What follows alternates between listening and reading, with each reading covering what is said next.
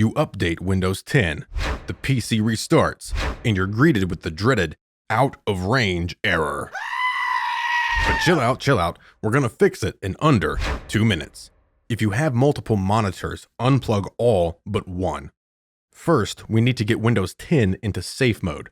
Manually turn off the PC. Then, turn it back on. When Windows starts to load, manually turn off the computer again.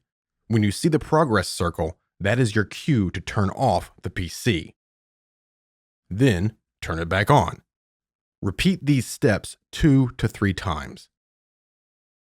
Eventually, at startup, instead of the progress circle, you'll see Preparing Automatic Repair. Just let this load.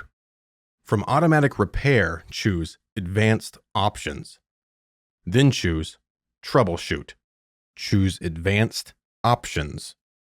Choose Startup Settings and select Restart.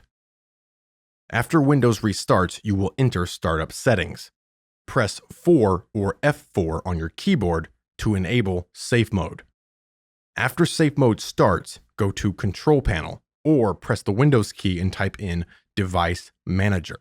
I'll choose Control Panel and select Device Manager. In Device Manager, expand Display Adapters.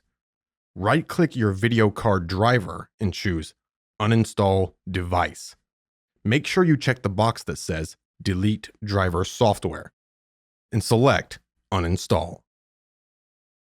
Then restart Windows.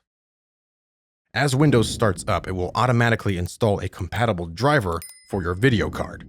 And that's it. The out-of-range error is fixed, and you can use your computer as normal. If you wish, you can now go ahead and install the latest driver for your video card.